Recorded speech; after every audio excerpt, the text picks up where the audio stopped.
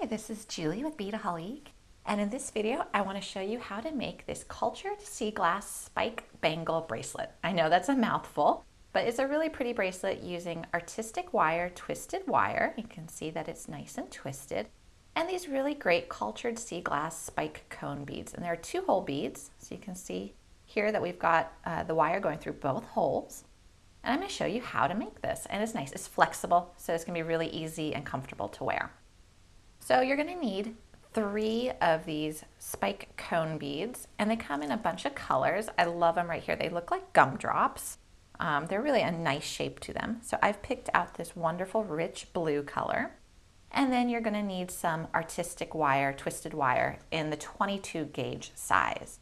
Now there's a bunch of colors available, and I have selected the gold. I think it's going to show up best in this video.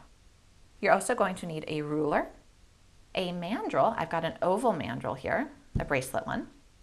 Then you're going to need a pair of cutters and a chain nose plier.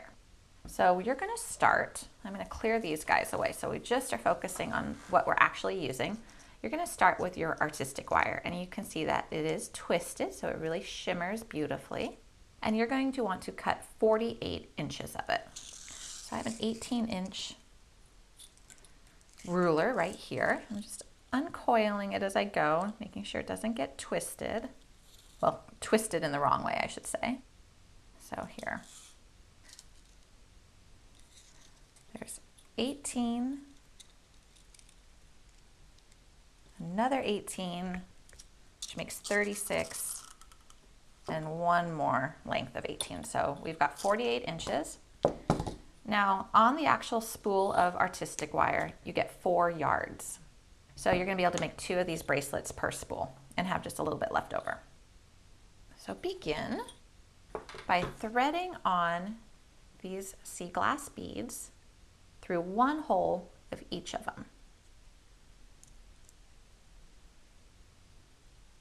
Now, a pretty standard size for a bangle bracelet that needs to slip over the wrist is 8 inches. I've got my bracelet mandrel. You can see we've actually gone ahead and hand marked the different increments on here. So I'm going to focus on this 8-inch one, and I want to slide these beads down to the halfway point of my wire. Now, it's pretty important that you do get them at the halfway point. So if you want, you can measure how much you have coming off the end, or you can just line up your 2 ends, but you do want to make sure that they're pretty much right at the halfway point. So you can see my 2 wire ends are just about even. Okay. Take your beads, the wire through them. It's a little tricky to get this guy started, and put them on that 8-inch mark.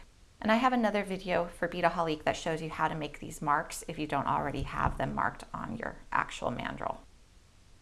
Okay, so we're going to do that, and we're just going to hold these ends. We're going to take one of the wires and wrap it around the mandrel so it comes up the other side. And now we want to thread it through that 2nd hole on each of these.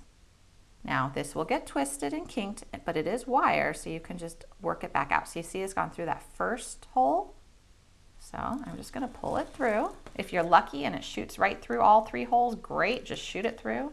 But I have found that it does not always do that. Okay, so we got through 1, made it through the 2nd one. Just going to scoot this apart a little bit because I don't want this wire to get a solid kink in it. I want it to be as smooth as possible. Okay.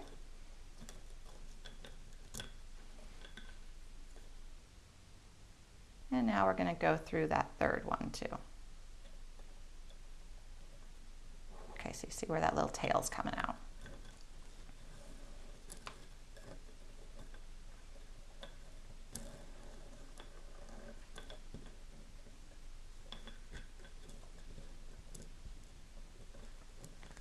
Okay, so now that we've got that, go ahead and pull it tight on the mandrel.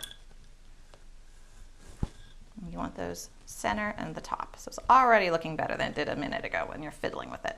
So take the other wire that you have not threaded through any holes yet, wrap it around,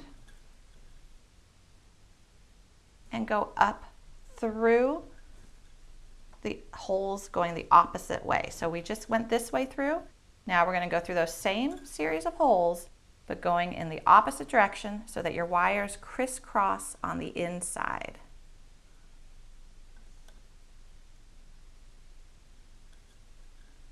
So, got it through one. Before I pull this all the way, I'm going to see if I can get it through a second one. And see if I'm lucky enough to get it through the third. All right, it looks like it's just going to go through one at a time for me here. You're going to tighten up all your wires at the end, so don't worry if they're a little bit loose right now. Important thing is just to get them through.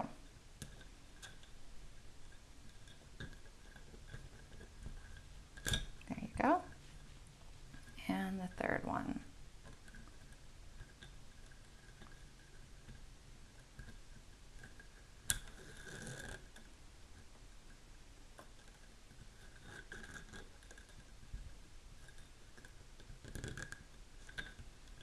There we go. Okay. So, pull all your wires tight at this point. Scoot it down so it stays on that 8-inch. All right, so this one is going here. So we've crisscrossed through the top holes. Now we want to crisscross through the bottom one. So we're going to take this wire over here that already went first through those top second holes, wrap it around your bracelet mandrel so it comes up this other side, and we're going to go through these holes now.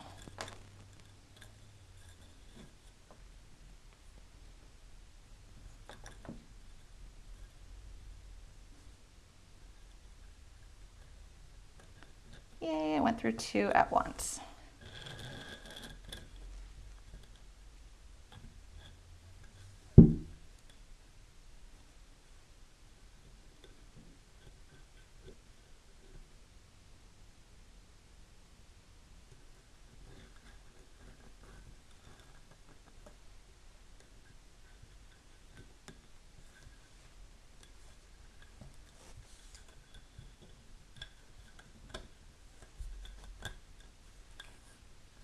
All right, so each hole has 2 wires going through it in opposite directions.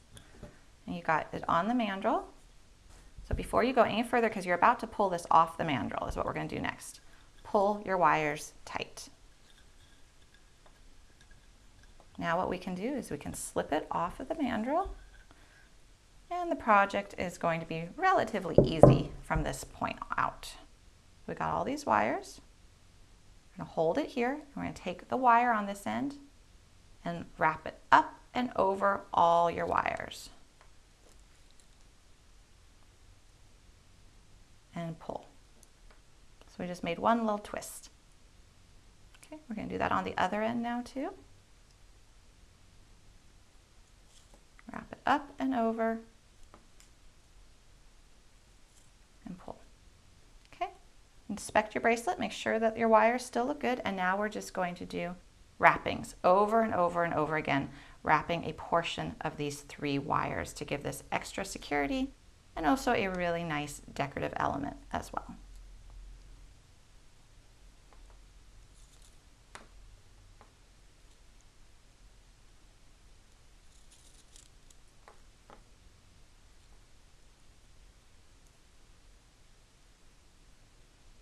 Sometimes helps once you've done a few wrappings to hold your wrapping so you're no longer holding the spikes, which can be a little bit difficult to hold on to. And honestly, at this point, you can wrap as much or as little as you want. So it kind of depends on the look that you like.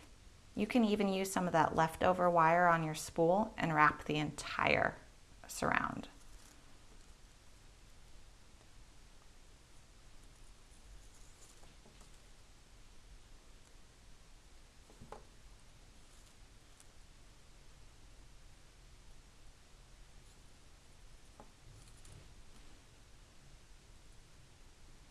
See what it's starting to look like.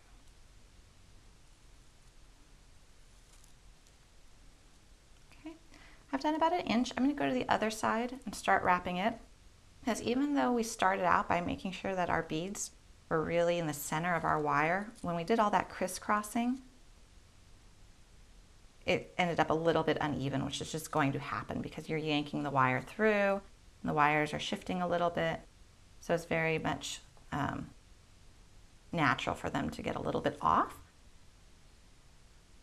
So you wouldn't want to wrap all the entire length of your wire on one side and then realize that your other side was a little bit shorter and that you wouldn't be able to have even wrappings.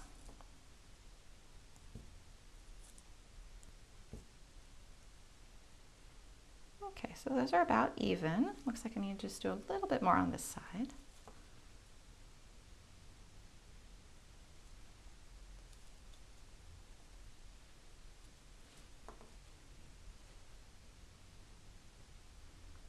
Okay, so I'm just going to trim my wire.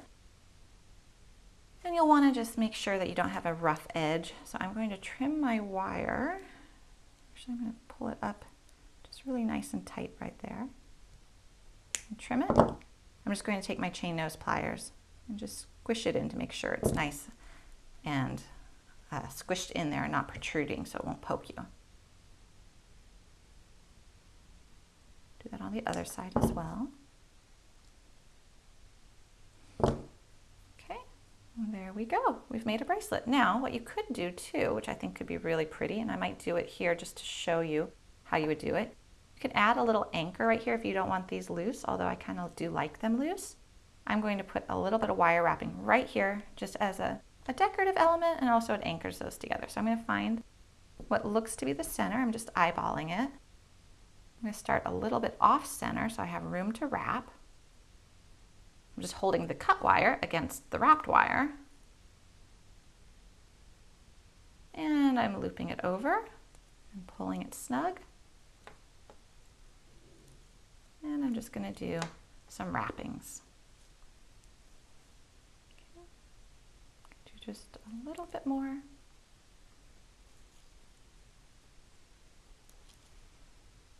So as you can see, you can definitely have fun with this design. You can deviate from the original pattern like I'm doing right now. I just saw something, I was like, oh, maybe that would look nice. Let's see. I like that. I'm going to trim it.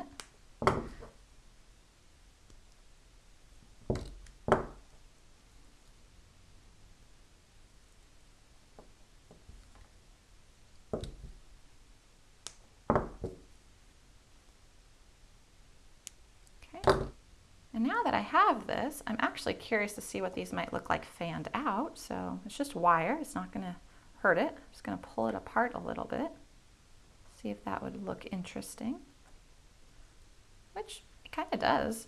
You'll have a little bit of a hard time staying in this position just because it is 22 gauge wire.